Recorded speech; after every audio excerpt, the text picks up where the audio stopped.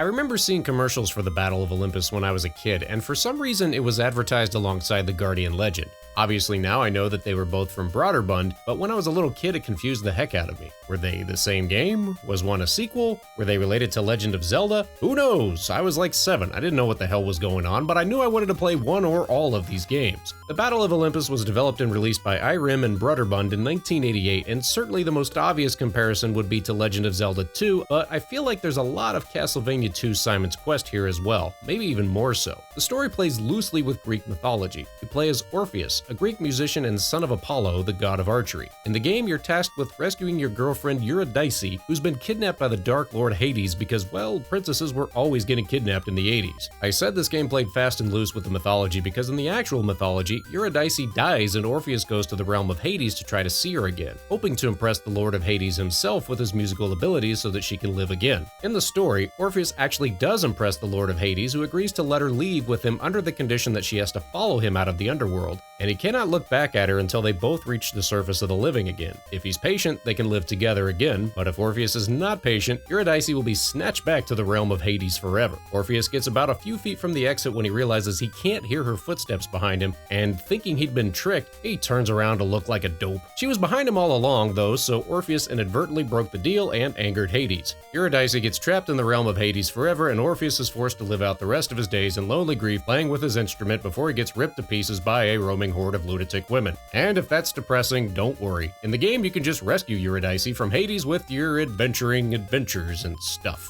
Battle of Olympus is a side-scrolling action-adventure game that looks an awful lot like Zelda 2: The Adventure of Link, although there's really no overworld to speak of. Instead, you just move left, right, up, or down throughout various environments such as towns, forests, caves, or castles. I said before this game reminds me more of Simon's Quest in that way. Rather than having a fleshed out overworld screen you can move around in like Zelda 2, you just go a certain way on the side-scrolling screens and that takes you to the next area. Sometimes it's a specific door or a stairway, or sometimes it's just going all the way to the right. The overworld screen is just a map that pops up once you leave an area, letting you know specifically where you are, but that's its only function. That's helpful though, because even though the game is non-linear, there's certain areas you really aren't supposed to go until you find various items to help you out in your quest. Magical items like the Staff of Finnel, the Shield of Athena, special swords, and everything else you'd expect in an adventure game based on Greek mythology. You'll also get clues about each area from the townsfolk that you meet along the way, similar to Simon's Quest, but unlike Simon's Quest, these clues are usually pretty helpful and actually make sense. For example, one guy tells you you'll need the power to jump high and the ability to control fire if you go to Peloponnesus,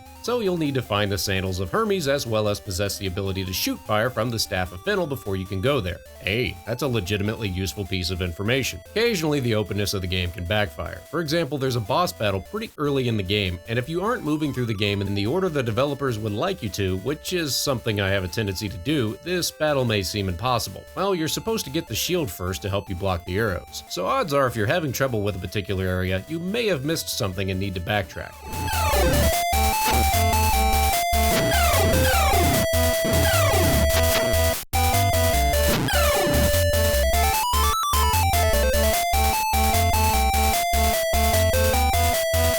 And that's basically just what this game is. Walking around, exploring new areas, finding new items, and using them to fight enemies. The graphics are pretty dang good. Certainly not the best ever, but colorful and easy on the eyes. There's a pleasant musical track to accompany you on your quest, and there's plenty to do in this game. Part of the fun is just exploring each new area and chatting up the townsfolk. It's like God of War Light with the Greek mythology sprinkled in. Sure, you could just grab an online walkthrough, but I challenge you to only use that sparingly for the true late 80s gaming experience. Battle of Olympus is absolutely still fun today and definitely worth your time if you're a fan of these types of games, especially at the price point of like $10 or less. What did you think of this one? Thank you so much for watching. Please don't text and drive, and I'll see you next time on Friday Night Arcade.